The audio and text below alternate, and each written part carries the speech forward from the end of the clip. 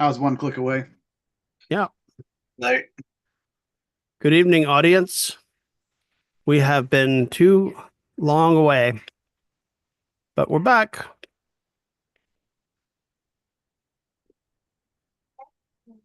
Happy. Um, um, and what we're coming back into, what we'd like to do is sort of review Hoolgate's article a little bit more than last time. Now that we've got a bit more under our belt and starting to realize where Hegel's going with the philosophy of nature.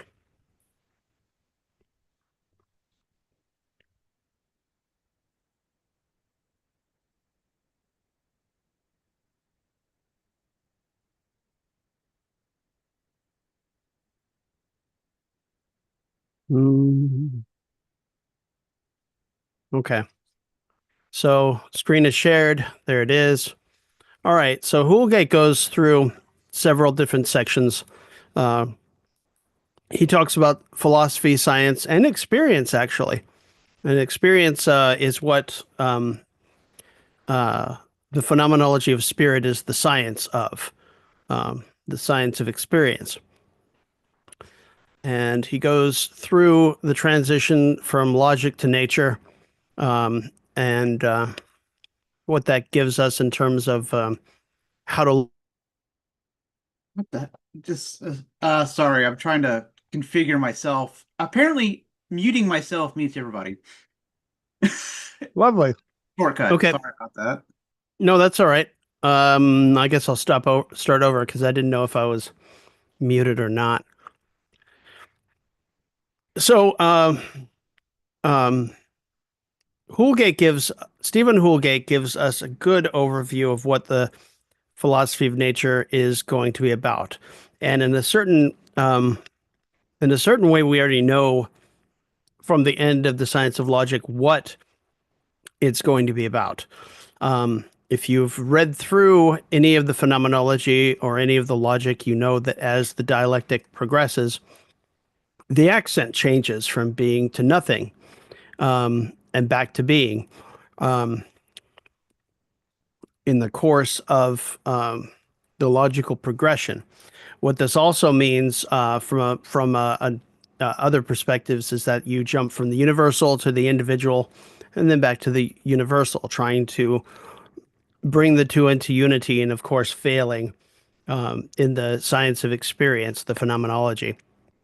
Now, we're on the other side of the logic where he is trying to bring into focus what nature is. And nature itself, he says, puts the accent on being as opposed to thought. Um, how does Hegel or how does Hoolgate put it uh, in here? He says, it's a change of emphasis. Hegel indicates that the idea is not only the idea as being, like in the logic, but also the idea as being, right? And he's trying to get at the fact that there is reason in nature. In other words, that one can, sorry if I'm scrolling through this too fast, but it's the idea that nature is intelligible through reason is kind of more what he's getting at. Um, I don't know how much I want to belabor. Um, okay, so I highlighted a couple things, so I'll just kind of go through some of the early highlights, if that's all right. So Hegel provides a distinctively philosophical account of nature, whose principal aim is to show that nature is governed not just by scientific laws, but also by reason, as philosophy conceives it. In other words, it's intelligible not only through the scientific laws we discover, um, but also in how we, are able to reason through nature. Hegel must show, therefore, that there is reason in what experience reveals nature to be. Yeah. Um, let's see. The understanding, okay, this is good. The understanding presupposes that there are sharp distinctions between categories such as form and matter. Reason, on the other hand, as we learn in Hegel's logic, discerns the dialectic in such categories through which they turn into their opposites or prove in other ways to be tied to their negations. Hegel conceives of nature through such dialectical categories of reason as well. Um, so, for those listening, and just as a review for everybody, I think this was really helpful. The absolute idea, which is the end of the science of logic, Hegel writes, is being, imperishable life, self-knowing truth, and is all truth. Since it is all truth, however, it is not one form of being among others, like those preceding it in Hegel's logic, but it stretches back and incorporates all the latter within itself. More precisely, Hegel explains it is the whole series of these forms of being or categories conceived as a single process of self-determination or self-determining reason. The true content of the absolute idea is thus the entire system whose development is articulated in speculative logic. The absolute idea is indeed the final determination to emerge in such logic, but this is because it is only at the end of its logical development that being proves to be not just a series of different categories, but the single systematic self-movement that Hegel calls the absolute idea. At the end of logic, Hegel contends being as absolute idea proves once again to be simply unrelated unrelated immediacy. Logic has returned in the absolute idea to this simple unity, which is its beginning, the simple relation to itself, which is being. It does not, however, revert to the indeterminate being that is. It is a concrete or fulfilled being. This point, relating immediacy, it first enjoyed, but in a new concrete form that is the logical result of the development it has undergone. He indicates that what has emerged is not just pure being, but the internally differentiated idea in the form of immediacy or being. In the final paragraph, and I just said this, but I'm going to say it again. Hegel changes the emphasis and writes that the idea collects itself into the immediacy of being. It's to pure being after all. It remains the concrete idea as being, as Hegel makes clear by saying that it is in the form of being as totality. Yet through his change of emphasis, Hegel indicates that the idea is only as being. The idea as being existing. This change is not arbitrary on Hegel's part, but renders explicit what is implicit in the absolute idea itself. That the fact that the idea, though being wholly self-relating, not only is the systematic unity of all categories, but also constitutes simple immediacy, simple being.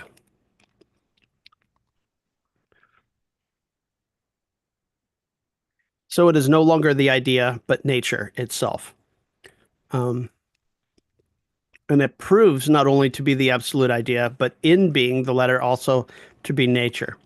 So to translate this a little bit for the audience, let's just say, and one of the insights from Marx that Marxist texts often talk about is how Marx turned Hegel on his head and said, or put Hegel back on his feet. I think that's it, because Hegel is upside down already. I don't know. I'd have to find the quote.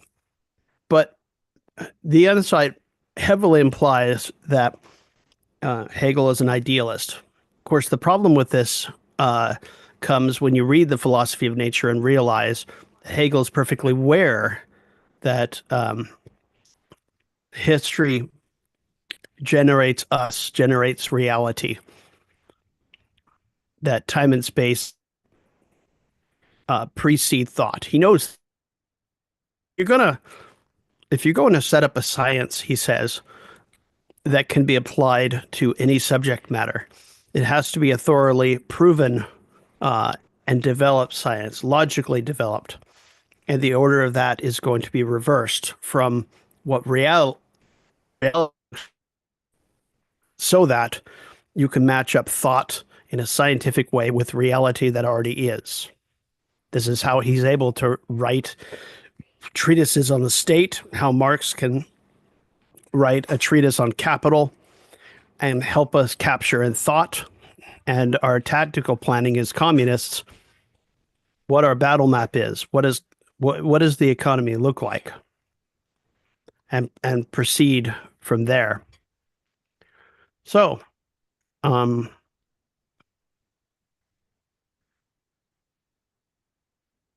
let's see here.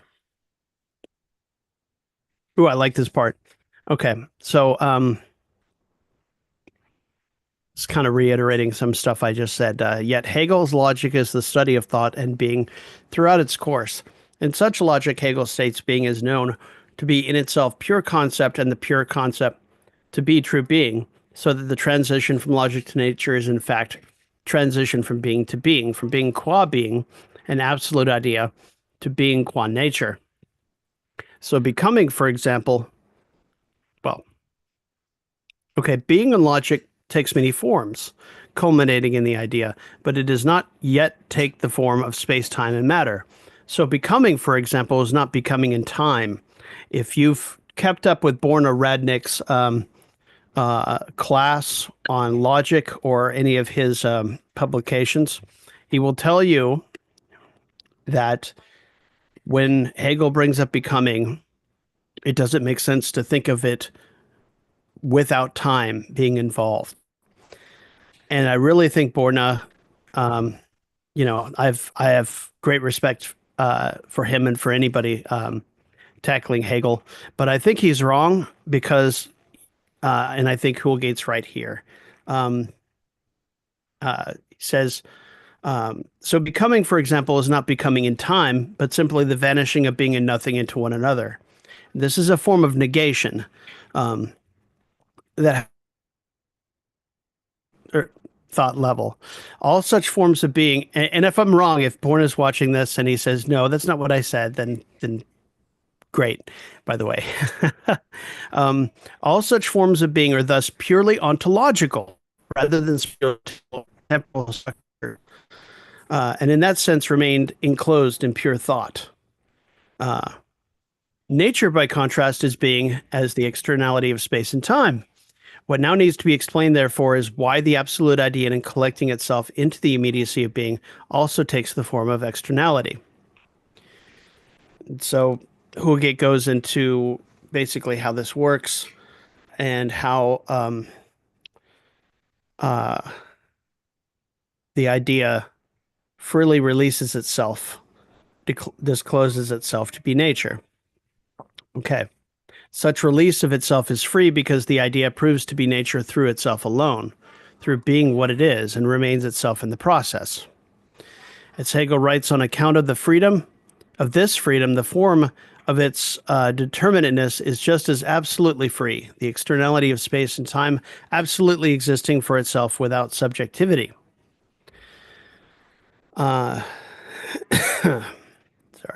All right.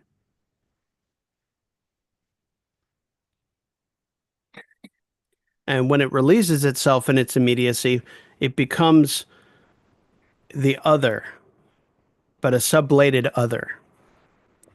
And this is an important concept to keep because it doesn't just flip over into its opposite with no reference to what the idea is, what nature or what reason is, right?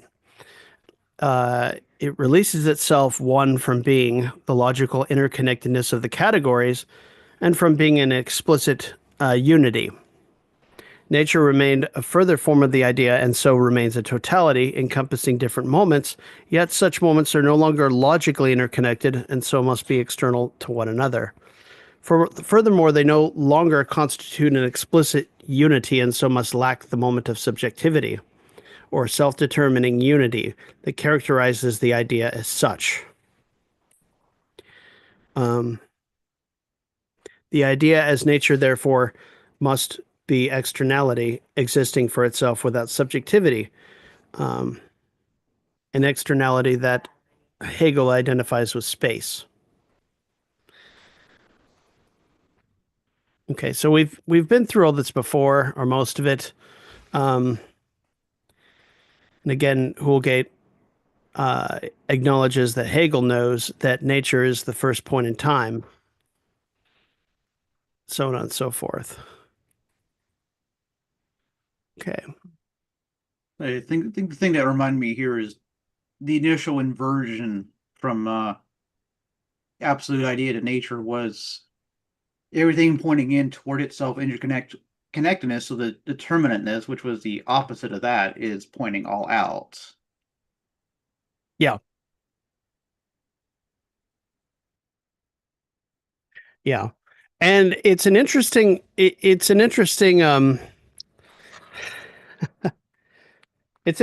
argument because if it's true that nature is self-external from the beginning in its immediacy, then how could a logical progression of um, natural categories emerge from space if it's external to time, external to all of these things? It's an interesting question. I'm not sure if Hegel or Houlgate explains it fully. Um,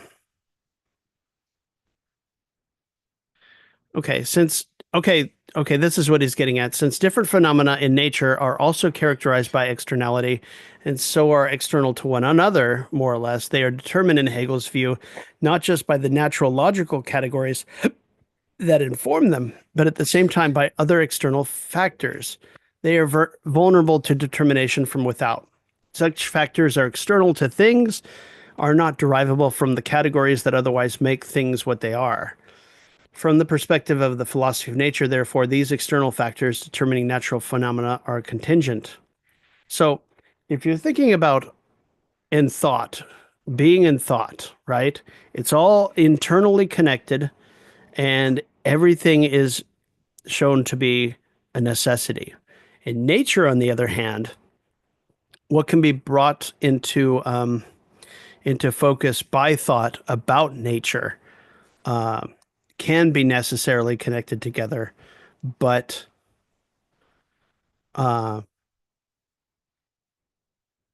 I mean, it's in nature. It's outside of your head.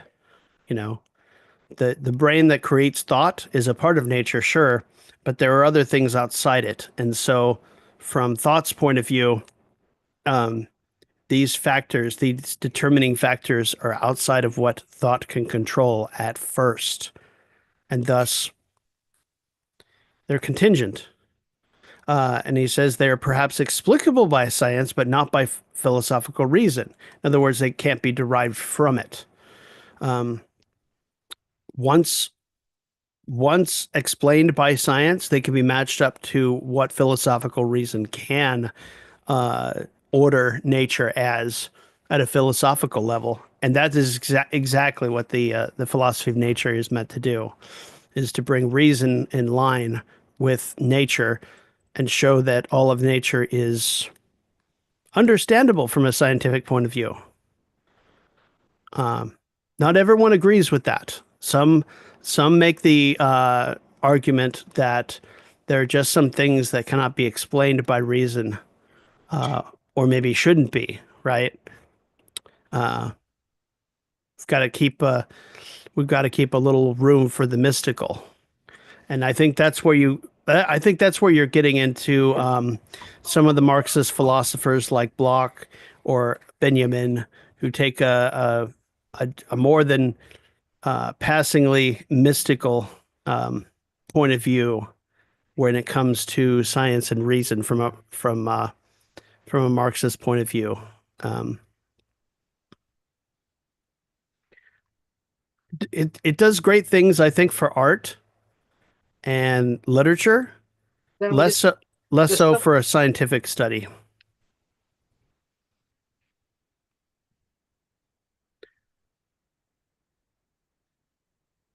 Okay, so he talks about the task and the method of Hegel's philosophy of nature. And we've already kind of covered this, the idea of logical, natural categories. And Holgate backs it up with the lectures from 1823-24 about the relationship between empirical natural occurrences and they're being able to be matched up with speculative thought. It's sort of how that works. He goes through some of the technical details about it. And then he starts to go through um, uh, and sort of, he goes, 9.4 especially, he goes through a very truncated version of what all of this means. So, how long is this? And so he also is even briefer on from space all the way up to light because he covers that in the introduction, Yeah, so, which he references back to.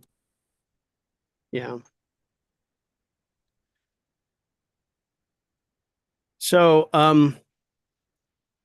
uh, have you read, Jim, Kyle, have you read 9.4? I think I did, yeah, a while back. Okay.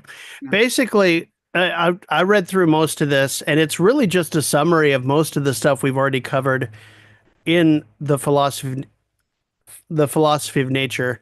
And I thought we'd take some time to read through some of it. I didn't know how much we really should or not, but I thought it might be helpful because Hoolgate sort of is able to bring into focus some of it in uh, more plain text version. Um, yeah, I think it would be helpful for us to do that. I'll wait for Cal to get back. Oh, there he is. Yeah, I was listening. I was just looking for my phone. Oh, cool.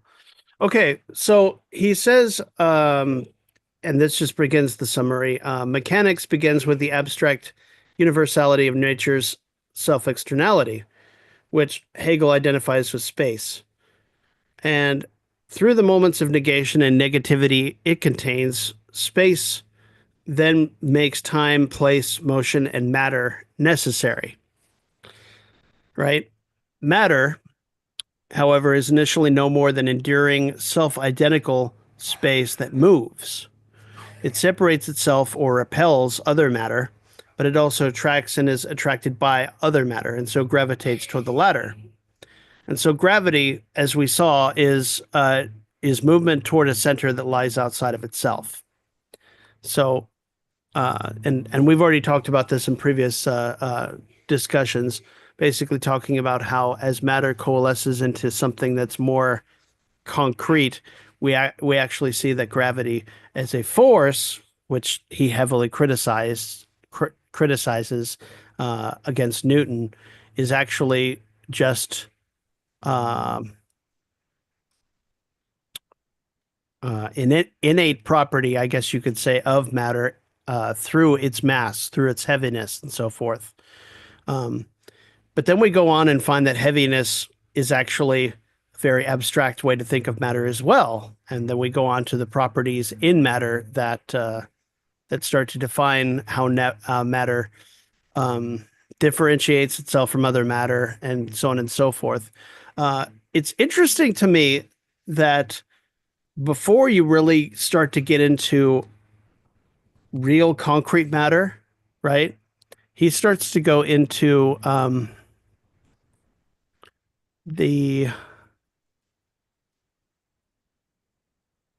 hang on.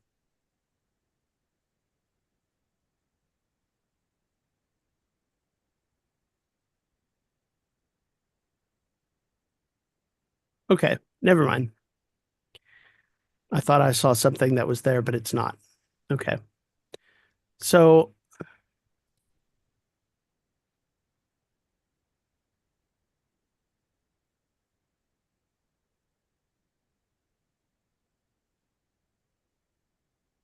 no, I was right. I was right. So, at this level of abstractness, as he's going through mechanics, he's talking about the form of the solar system, not the actual solar system, but the solar system as a form. And it's interesting he does this because, as we know from later scientific discovery, the atom in its structure acts a lot like the real solar system.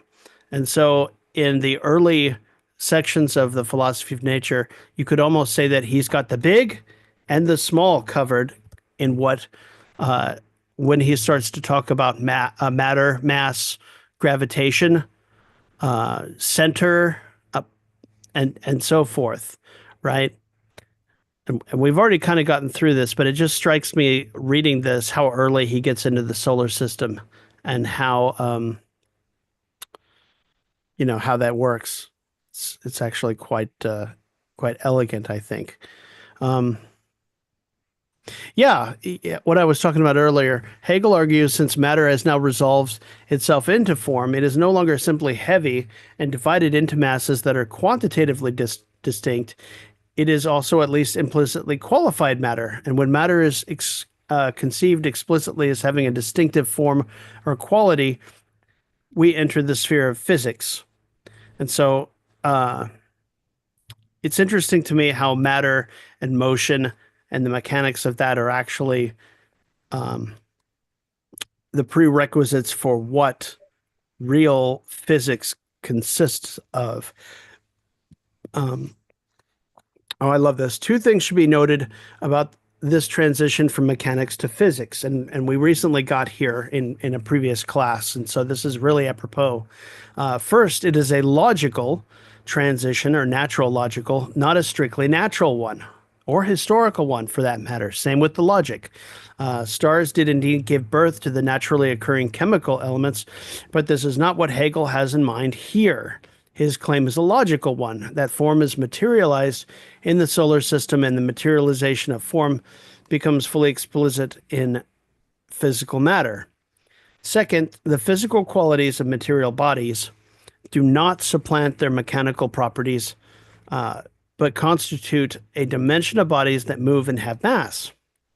More specifically, qualified matter in its immediacy takes the form of the now physically determined celestial bodies of the solar system, and different physical qualities thereby fall initially outside one another in an independent way. So, if you think about how Hegel is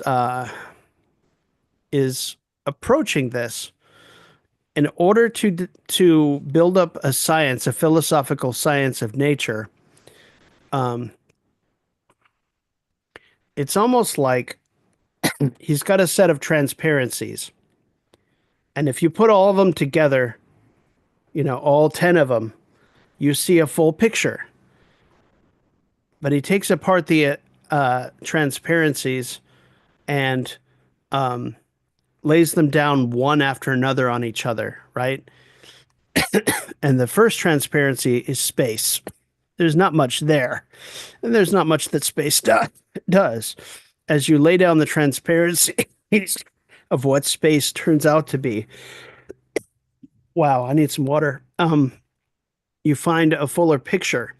And so the solar system, in its most abstract form, as mechanics, the new transparency that shows you the physical objects that are capable of those mechanics are laid down. And so, that, and once you have that picture, you have a moving concrete picture starting to coalesce, and it's quite cool. I'm gonna go get some water. I'll be right back. Mhm.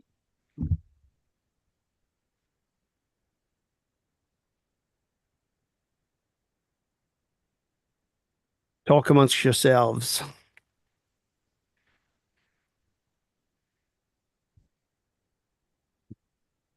I don't know if that metaphor is going to work for the younger people who don't remember transparencies in elementary and high school. I'm really dating myself. I don't know. My school district was still using it in 2005 just because it was, cost money to upgrade.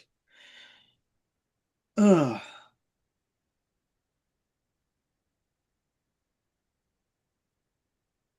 Yeah, school systems, most school systems don't upgrade that quickly. Right. Yeah, at least we had a computer lab in 2005. Yeah, somewhat of a computer science program. Mm. But gosh, I didn't even think about abstracting. I guess part of the problem is we've been going into the nitty-gritty for so long. I didn't realize I wasn't abstracting enough out of solar system concept that the early atomic structure idea makes it fits just the same. Yeah. Although I'm trying to think how that applies to more modern because of the weird orbitals of electrons. But again, they're called Well, orbitals. what was early model of the atom was explicitly based on the solar system. Yeah. Except instead of gravity, you do electrostatic attraction. A Coulomb's law is an inverse square. It's an inverse square law, just like the law of gravity is. So, Yeah.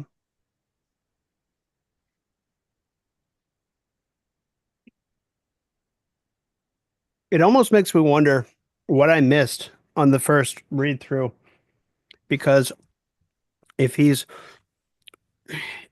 i- if his conception of mechanics, it's hard to think about how mechanics work without the physical object that's actually doing the mechanical thing. But yeah, that's exactly how he um, he makes these logical natural categories in this particular way. He abstracts out the physical object until you get to the physics portion, because physics, it's the physical, you know.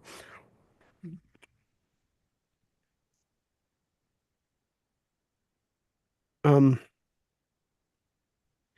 okay. And so as qualified matter, matter no longer has its center outside itself, like we were talking about, but is reflected back into itself and has a determinate form within itself. I love how when he uses this language of reflected back into itself, it's so much easier to conceptualize what it means when you're looking at something from a physical point of view. So as you're reading through the later sections of the encyclopedia, this one and then into Spirit, you'll find examples that you can then go and read back into the logic and understand a little more concretely what he meant by reflected into itself in thought, because it's so abstract to think about. But once you get a more concrete example under your belt, then you can reread and, you know, and then it comes. Um,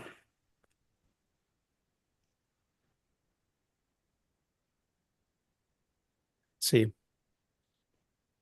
So he starts out um, with the most abstract version of matter, which is light. And light is weightless,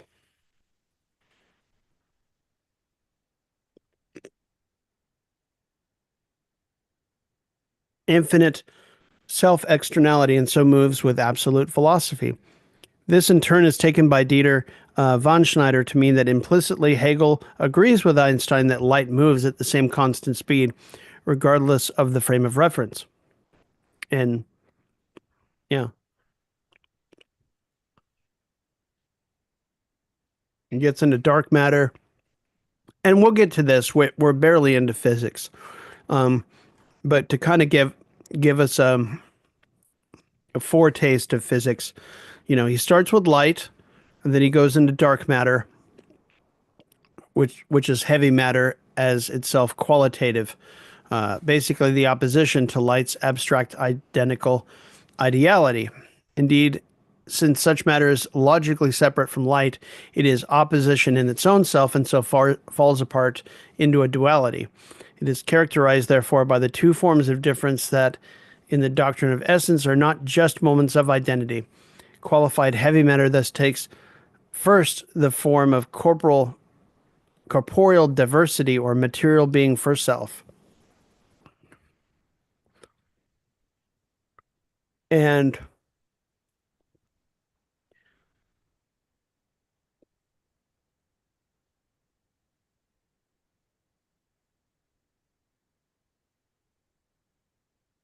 what he's getting at in building up these moments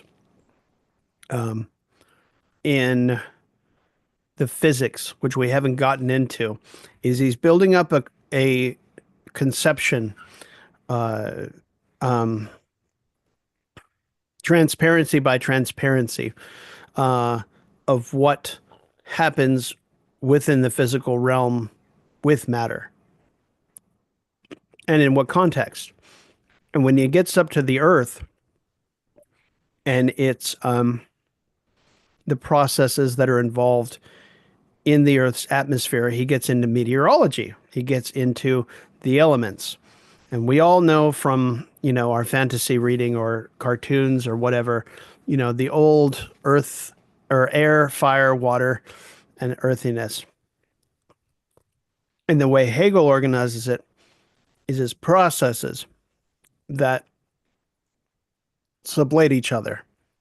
And when translated into actual empirical modern scientific concepts, which he was fully familiar with,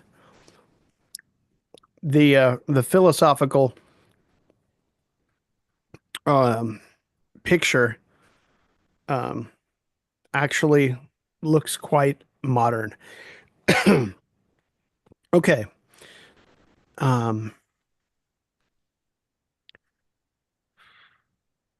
Yeah. So he says here, since these elements, air, fire, water, and earthiness, are moments of the earth and so lack the independence of celestial bodies, the logical natural categories informing the latter must appear in the earth in a negated and indeed explicitly negative form. Accordingly, Hegel maintains whereas light is positive identity with itself, air is negative universality, and thus, though transparent to light, the insidious and consuming power over what is individual and organic. In other words, through its underlying category, air is a corrosive element.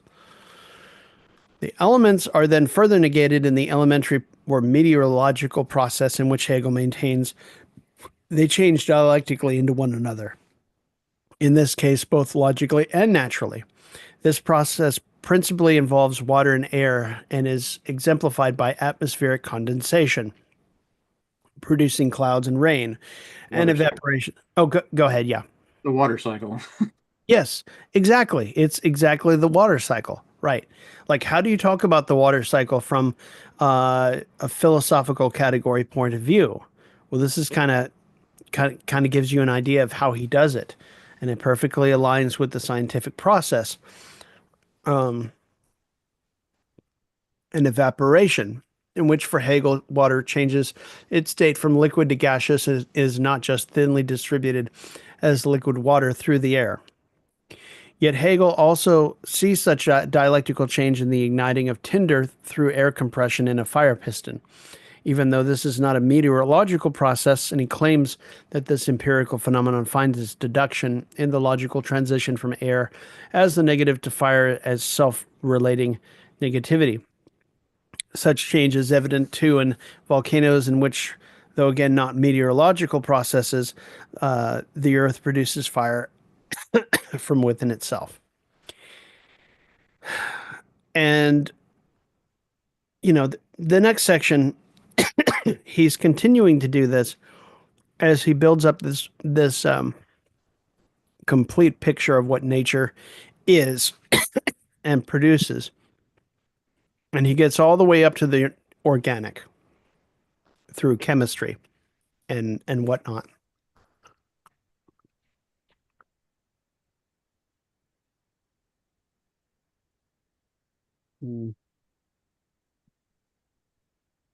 So what are our thoughts on this text? Does Holgate give us a pretty good summary, sort of a vector on where to go for the physics portion? Yeah, I think it's just sort of I almost feel like I still need to grapple with that a little more, but I guess we'll do better with that when we get to the actual reading. Yeah, yeah, I think you're right.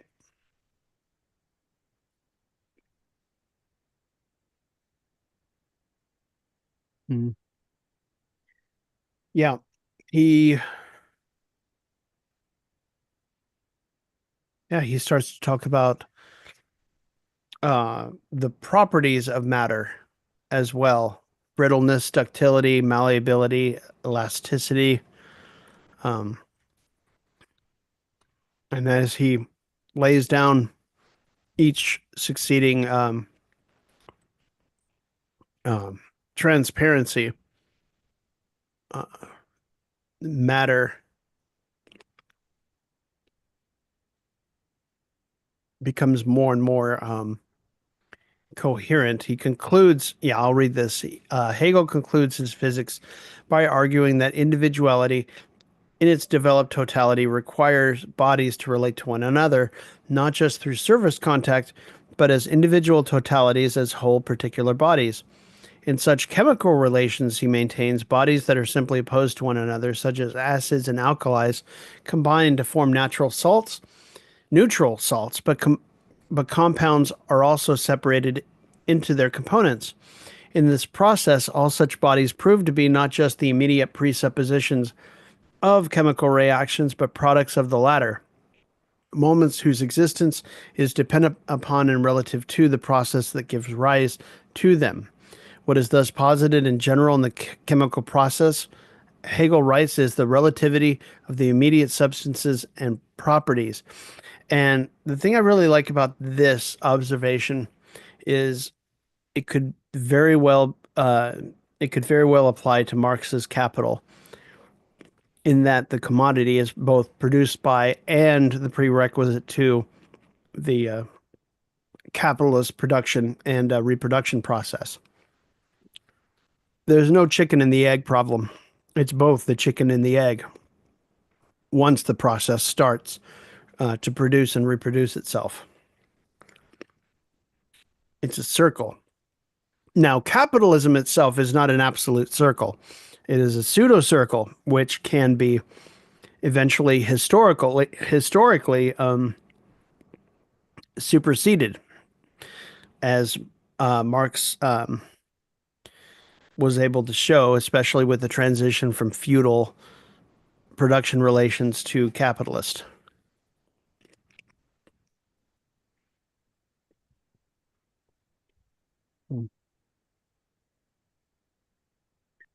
I did not read The Problem of Light, but Yeah, that's the last section. I think that relates more because I also read one of his bigger references in here for let me see if I can find the name somewhere around here. But that Mm-hmm. went back to the Hegel and Newtonianism. Mm-hmm. Well, it just basically goes over his problem with light was, and this is the confusion, is at the time, the light versus wave duality as being argued were all mechanical. Yeah. It was, I'm trying to remember exactly what is it about Newton's corpuscles that made it. I think because it's another billiard ball that moves around, right? Mm, yes. Yes. And light as a wave required a medium, the ether, which we know is the at this point still science's greatest null results. Yeah. So yeah, basically his argument was simply the of his time, the two arguments, especially the corpuscles one, was very too mechanical, too reductionist. This does not make is not realistic. And so anyway, he probably would have more accurately agreed with what we've determined today, anyways, too.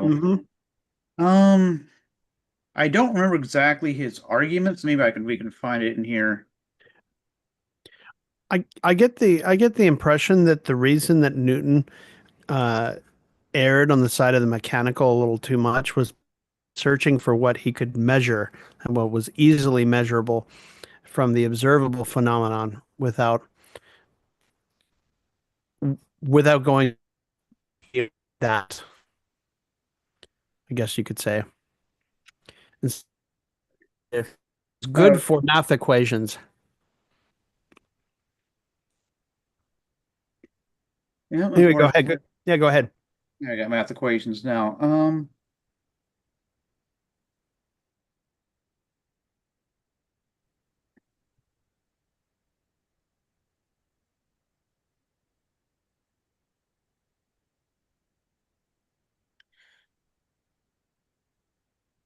Wait, where was that actually? Oh, Falkenberg, 1993. There it is.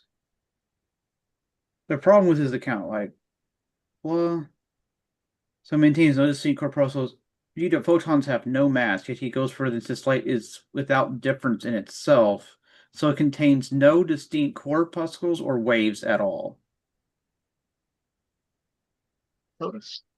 And so, of modern physics, where light exhibits both particle behavior and wave behavior, and it's like, I think, and I could tell going through his sources here, he was going through um more layman science books on the matter because, well, to be fair, he's a philosopher. He doesn't shouldn't have to do the whole physics of light to understand it. But I think the best summary for me is that photons are redefine what particles are as a particularization of a wave in a specific area. So that's why it's like a particle because it's almost kind of spherical area of energy that propagates.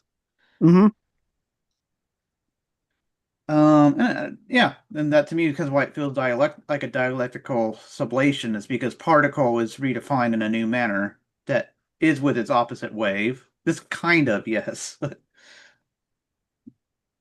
I am really badly familiar with the experiments that have to do with light, but didn't they think that it had to do with particles because they were able to slow down light um, with filters in Yeah, order to see it at a slower speed than its regular, y y regular appearing speed, I guess you could say. yeah. Okay. So like the use of filters kind of made it okay, is it a particle? Is it a wave?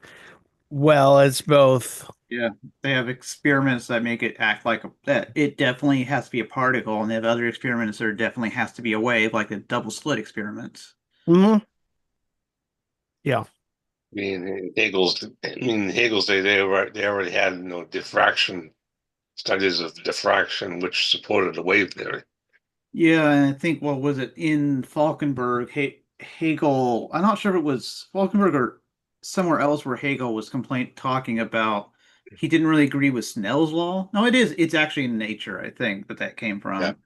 It's too empirical without really any understanding of why it functions that way, which I think we have an understanding of that now is like relating to the trying to remember the name of the shape that it's because the exact same shape that Snell's law creates also happens to be the fastest a ball dropped will fall with gravity compared to other curves. Okay. Uh, con Concrestochrome or something like that. But yeah, it's like we kind of have an idea now. Back then, that was just it's this. It feels like it's the same thing for the equation I had to deal with for between humidity, absolute humidity, and then temperature and relative humidity. It's all just an empirical equation that's the best fit line to this day. Now Yeah. that might be Yeah. because of the complexities of trying to map it, but they have not replaced that with an exact equation. It's just a best fit line. So that's what Snell's law effectively was. Yeah. I seem to remember something about quantum mechanics um, having something to do with the observer effect. yeah, And the observer effect sort of loops back to how they looked at light as either a wave or a particle, because isn't it the observer effect in the experiments themselves that changed how we saw the light in the same way as how we see quantum reality? I'm trying to think about that because I do know the thing is, and this is actually also very Hegelian anti-reductionalist. The very act of observing the light itself means that the observer is part of the quantum function. Yeah. Yeah, Yeah. and it is, you Yeah. know, uh, in a way that loops back to Hegel's conception of the logical natural categories, because like how we even talk about nature is refracted through us. But half the time, if it's rank empiricism, you Hmm. you take everything you see and you experiment with and you just turn it into this flat, these are the facts, right? Without taking into account how your observation of them through not just your senses, but through thought processing affects how it comes out. And Hegel's criticism, which Hegel alludes to, or Houlgate alludes to early in this essay, talking about how Hegel had criticisms of modern day science that took for granted uh, an underlying philosophy that wasn't explicitly defined. You know what I mean? Like Uncritical metaphysics. yeah, he was very critical of metaphysics that underlined scientific methods of his day and our day. Like if you read any Marx, uh, this is something that comes up in Marxist texts about science, is that the underlying metaphysics is taken for granted and doesn't need to be attended to. It can be just any old uh, conceptual basis. Um, which of course is not true. It can't be just anything. Otherwise, it'll affect your results. I guess one thing is, again, I was going back through this as well. Seems to me like the problem with, reductionism that science does a lot of, maybe go back to like toward the end of the logic where we had both analysis and synthesis. And of course, reductionism is the analysis side only in the entire process. Yeah, it's very true. So there's like reductionism as such and reductionism derogatory. Mm, Just like there's idealism as such and idealism as derogatory. mm. The Stalinist variety. Oh, that's bourgeois idealism. Watch out if you're ever reading one of those texts and they start going on about bourgeois ideology. But it's not just the Stalinists, okay? If you read some Trotskyists from the SCP variety or former SCP folks, they actually carry over some of that language, unfortunately. And I don't know, the idea of sort of reducing competing theories to bourgeois ideology is it's more pejorative than scientific. Something that got Soviet science into a lot of trouble during the 30s and 40s. Yeah, very unfortunate. So Sungalism was one big example of that. There was in other scientific fields they had similar issues too, and there was a lot of resistance to reception of modern physics in the Soviet Union for quite a while. In Yeah. fact, the thing that really brought resulted in the reception of acceptance of modern physics was when Stalin decided to build atomic weapons. And his advisors told him, "Well, you need relativity and quantum mechanics to do that."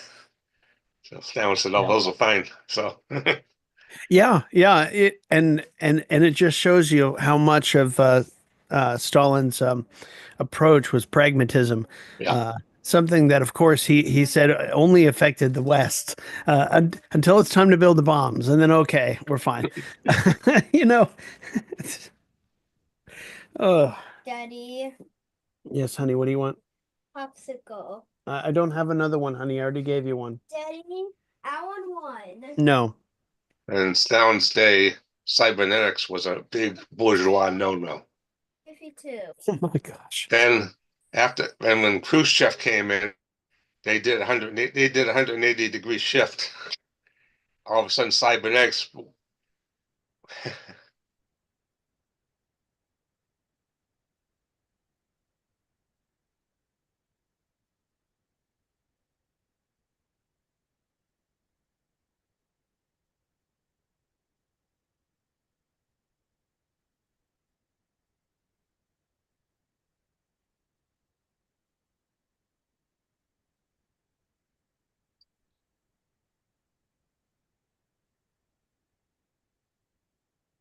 Feedback into a system is bourgeois ideology. Okay. Yes, Stalin's day, cybernetics was a bourgeois pseudoscience. Then under Khrushchev, cybernetics became a part of official Soviet ideology. So during the Khrushchev period, everybody was writing about cybernetics, whether it made sense or not, because it was part of the official ideology now.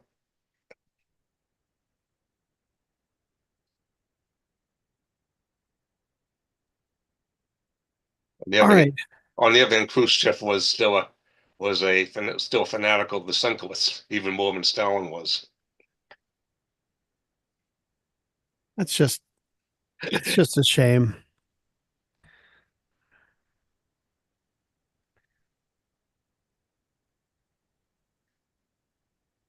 All right. Well, it's 9:03, and I think we can safely call it a night. For now, I want to try to remember where we were. Um, I think we were either like just getting into Physics. yeah.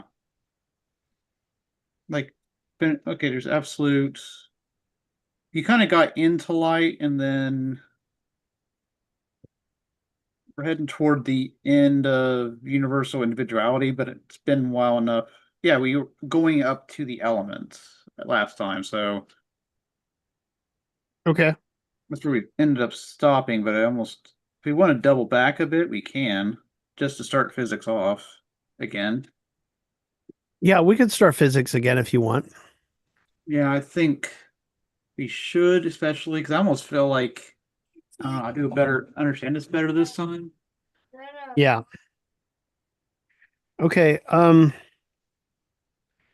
So let's start at page 83, the transition to physics. It's literally less than a page long, and then get into section 2, physics. So from page 83, we can sit through. Let's just make it short, uh, and sort of help us double back and review. So from page 83 to 91, we'll start getting into light there. So page 83 to 91, 270 or paragraph 271 to the end of the Zuzats on page 91. What about? Okay. All right, comrades, you have a great night, and next week we'll start getting hot and heavy on the physics. All right. Take it easy. You do.